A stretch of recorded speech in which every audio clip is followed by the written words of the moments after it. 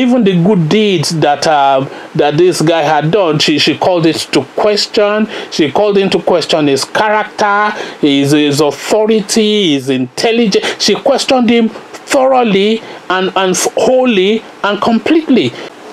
Hello and welcome back to the channel. Now in this video I am going to be discussing with you guys something that's always bothered me about the Nigerian press. So I have always had this thing that's always troubled me at the back of my mind. It always niggled at the back of my mind about the Nigerian press. Now I get this feeling of being bothered, of bothersomeness, of being troubled every so often when I'm watching a Nigerian news feed. And I had this sensation again when I watched the series of interviews conducted on the presidential candidates for the upcoming Nigerian presidential elections. And when I said I watched the series of conducted by NTA on the presidential candidates, I actually only watched 3 of the interviews, because for me really there are only 3 pertinent interviews of interest. There are only really 3 candidates that are front running, and those candidates are Atiku, Buhari and Showore. So really those were the 3 interviews really that I made time to watch, and I watched it in this sequence. I watched the Buhari interview first, then I watched the Showore interview next, and then finally I rounded it off with the Atiku interview. Now all of the interviews of course were conducted by Kadiria Ahmed, a formidable doyen of the Nigerian media space. So now, a formidable personality within the Nigerian media space, a robust personality and a feisty journalist, a very probing and an incisive journalist. So imagine then my surprise when I watched the President Buhari interview. The President Buhari interview conducted by Kadiria Ahmed can only best be described as a soft sell interview. It was a soft sell interview. It was a padded interview, but from what I that's the impression I took away from that interview. It was a discussion amongst friends. It was effectively a family meeting, because if you go watch back that interview again, and I have a video of that interview on my channel, so you can go watch it on my channel.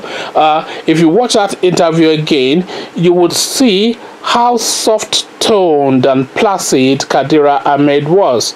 She was virtually spoon-feeding Buhari, and she let him get away with a lot of stuff. She will ask the question, and Yemi Osinbajo will pick it up, even though she had addressed the question to President Buhari. She will let it go and then divert the conversation to Yemi Osinbajo, and that was pretty much how 80% of that interview was conducted. So that was how the Buhari interview was conducted. And when she really felt the need, because obviously she knew that people would notice that Buhari was not speaking, when she felt the need to really pin him down with a question. I say pin him down, it's probably more accurate to describe it as put a question in his direction, he being President Buhari. When Kadiria Ahmed felt the need to put a question in President Buhari's direction, she lowered her tone. She talked in an almost baby-like voice.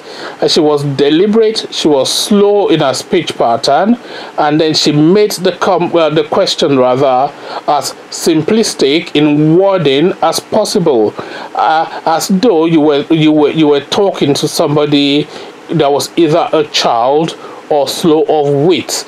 So she did this, and you can go watch the interview again, by the way, on my channel, so you don't have to take my word for anything. So she spoke in a lower tone, in a slower pace, with simpler language whenever she was addressing a question to President Buhari. And not only did she do this, she then went on to repeat the question 3 more times every single time trying to tone the language even further down, to simplify it even further more, and to slow it down as much as she could. So it was a real lending a hand to the president, was how I would probably best describe it. And then you have to then reflect that why did she feel the need to do this?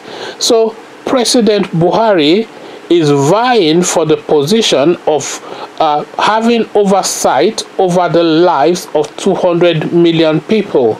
So President Buhari is saying that he's fit and able to carry out this duty, and anybody that is pretending to suggest that he or she is in a position to have oversight over the lives of 200 million people, that person had better be sharp and alert and ready and active and full of energy. So anybody that is sharp and alert and ready and full of energy does not then need to be spoon-fed questions in the tone and manner that Kadiria Ahmed did that interview. It was quite embarrassing. I felt embarrassed for her. I felt embarrassed for Kadiria Ahmed, because clearly she felt no sense of embarrassment in the way that she conducted herself. I wonder, she would not have felt it in the moment, but I'm pretty sure that she would have gotten feedback since to have pointed out to her that people noticed that this was what happened and everything is captured, and because we live online now, once it's out there, it's out there. There's no taking it back, and it's on my channel, like I said, and it's spread all over the internet and is worldwide, so there's no getting away from how that interview was conducted, which was a soft sell interview. So she spoon-fed him, tried not to ask him too many questions, even though it was President Buhari that was vying for a second term to be president over Nigeria, but it was Yemi Osinbajo that was answering the questions. So if Yemi Osinbajo knew all the answers to the questions, then perhaps you would think that the Yemi Osinbajo himself then say he wants to be president, because we cannot have somebody answer the question and another person lead. So if the person that has all the answers is the vice, then maybe those roles should be reversed. You know, maybe that is what we need. But that was how that interview was conducted. It was quite patter cake in its manner, quite babyish and patronizing almost, but not really patronizing. It was more like a friendly fire kind of interview. A soft sell is how I can best describe it. And it was really because I've been aware of Kadiria Ahmed's career all the way through. As a Nigerian, everybody is aware of Kadiria Ahmed's career, because she's one of the foremost journalist in the country.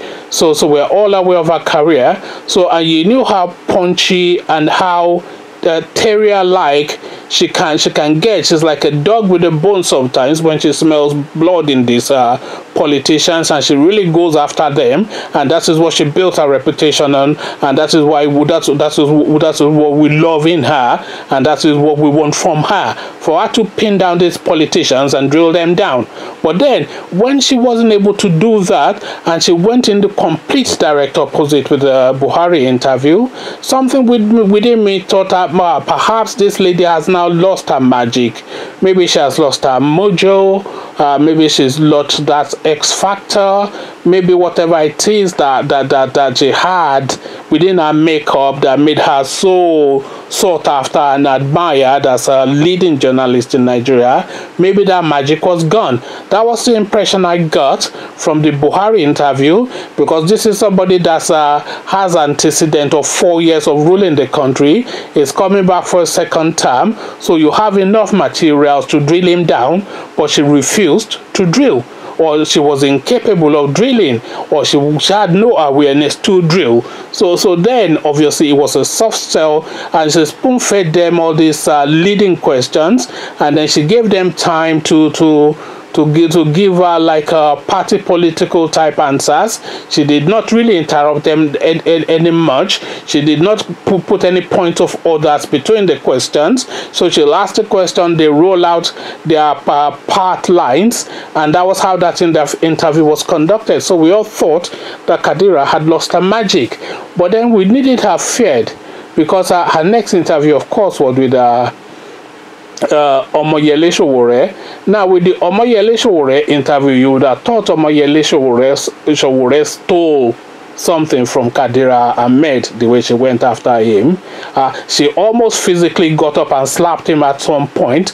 The guy only had to say hello, and she would drill him down from the word H to the, it was H-E-H-E-double-L-O, from the word H to the last letter, from the letter H rather to the last letter O. So the guy only had to say hello, and she would drill him down from the letter H to the last letter O. And that was pretty much how the interview was conducted. Now, please don't get me wrong, I had no problems with her interview with Omoyele Sowore, because Omoyele Sowore is a politician, and politicians are slippery characters, and more so in Nigeria they are very shifty characters, and Omoyele Sowore is no different. He is also a politician, and by default is a slippery rather, and a shifty character, and she needed to drill him down, because she needed to nail him down to ensure that she either exposed him for his intentions, if they are not good for Nigerians, or drilled into the details of the intentions that he's claiming that are good, so that she can go into the minutiae of those intentions and see that they are properly worked out. So she needed to nail him down, and nail him down she did. It was a brilliant interview. Omoyele Sowore, of course, were also up to par, so he was a match as well. So they had a very good and a very robust exchange. She pulled him on every single detail, on the wordings of every single details, and then she nailed him down at every single point, so we were all clear as to what he was saying. And if he tried to muddy the waters in any of the details, she pulled him back again and drilled him down again, which was exactly what we wanted her to do. So that was brilliant. She drilled him down, and we wanted him drilled down, so well done. So now you then had to reflect that back to the Patake interview that she had with President Buhari, and then you wonder then if there was like a different personality interviewing, conducting both interviews, because the Kadiria Ahmed that we had with Baram Buhari was a granddaughter with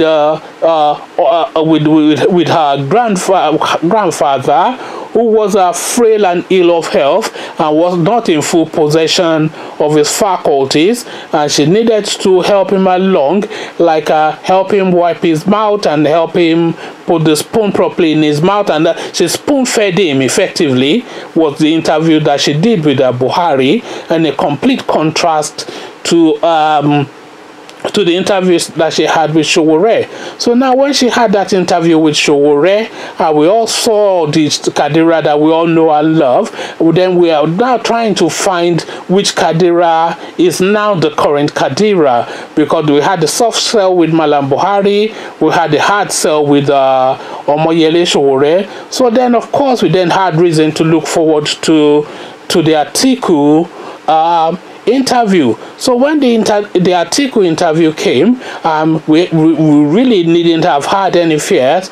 All the fears that we had about Kadiria Ahmed from our interview with the Buhari Oshibajo team, all those fears that we had, that she had lost her magic, all those fears were allayed from the very first minute of our interview with Atiku, because she went after Atiku immediately. The guy barely got his hello Nigerians out before this lady just went after him, and she was drilling him and punching him. The guy couldn't complete a sentence. She had to take him from the eyes to the H to the what.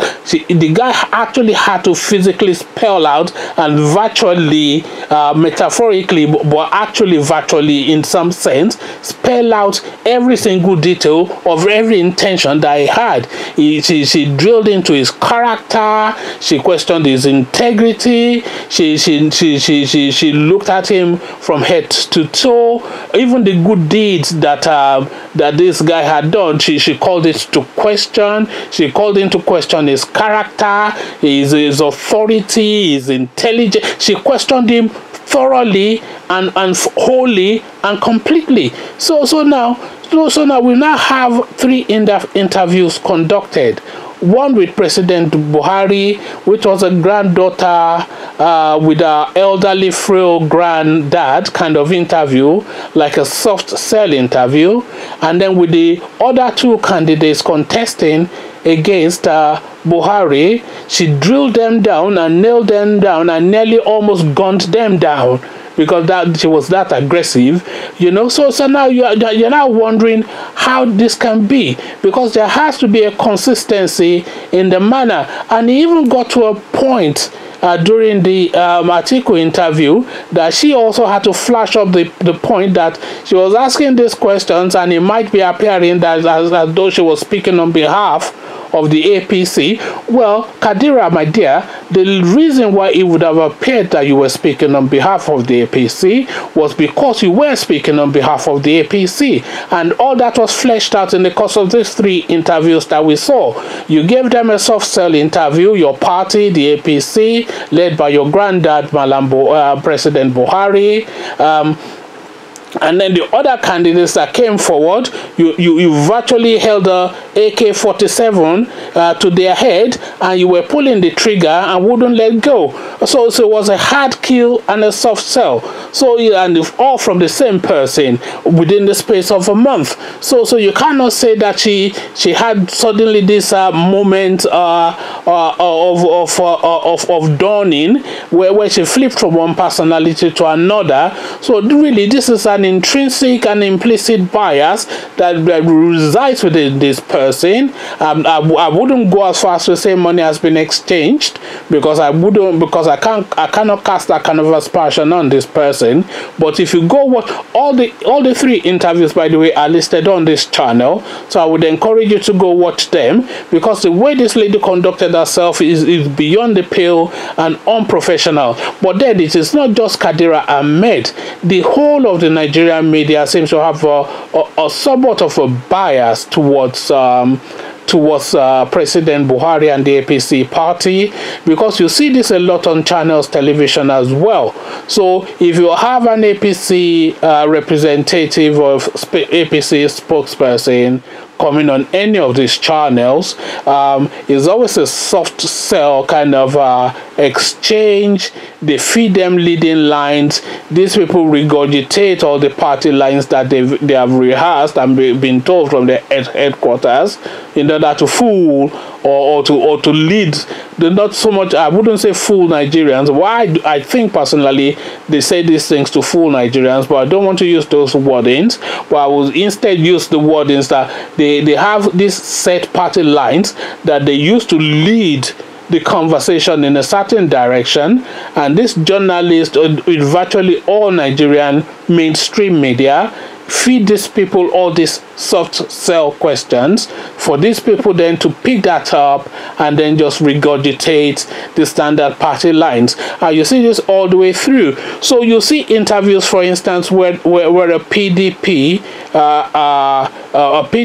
spokesperson, an aficionado or an acolyte within the PDP, a PDP person in effect, is being interviewed, and then they will drill him that they say, what about the Atiku corruption then? What about the Halliburton then? What about the US Senate then? What about Atiku's wife then? And then this PDP person will say, but there's been no prosecution against this guy. Atiku has never appeared in court once. He never mind being sent to jail. All these allegations are allegations, and as Obasanjo often fondly says, allegations are allegations, and anything can be alleged. So they'll say, it's allegations, but every allegation. So all these journalists, they'll drill down the PDP person right to the core of his toenails. But then when an APC person comes, or even if that PDP person counters and say, okay, what about the Buhari corruption? What about when Buhari was the petroleum minister under Obasanjo and the military regime of Obasanjo then, and $2 billion disappeared, and that was even in the 80s and late 70s when dollar had meaning, when naira also had meaning. Whatever happened then, that was covered up. What about the money that was missing under the PTF when Obasanjo had to call Buhari to his office and then confront him? What about that? What about all these allegations of corruption in this present regime? And then suddenly the journalist that is doing the interview will say, well, those are allegations, nothing has been proven. But then nothing was proven in all of the questions that you were putting about Atiku, but you were insistent that the APC, the PDP acolyte, had to defend that position. So it's one rule for one and it's one rule for the other. You get that all right across the board. And don't even get me started on TVC. There's a particular chap on TVC who is clearly on the payroll of the Buhari regime, a chap called Babatunde Otitoju. I don't know how we got that Otitoju into his name, because the last thing that you would associate with that character, this fat boy, is Otito. So the whole of the texture of the Nigerian media is geared towards supporting the ruling party. Now you can expect and you can understand that you might get an element of that within the Nigerian Television Authority, the NTA, because that is a government parastatal. But why would you get that on Channels Television?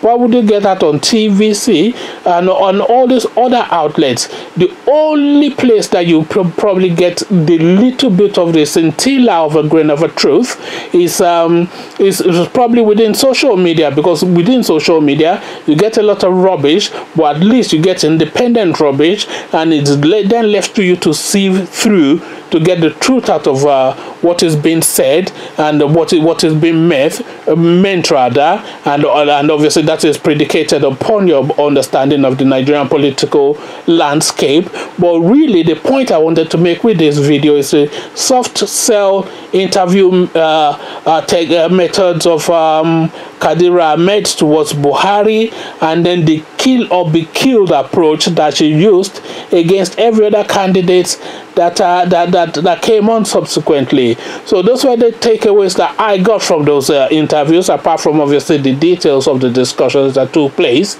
But that was the abiding memory that I'm taking away from that interview. The obvious implicit bias of these alleged leading journalists, Kadiria Ahmed. So what are your thoughts? Did you watch the interview? If you haven't watched them, go watch them on my channel. This is a conversation we must have, so let's have it in the comments section. So I'll leave you here, meet you there, and I'll say peace.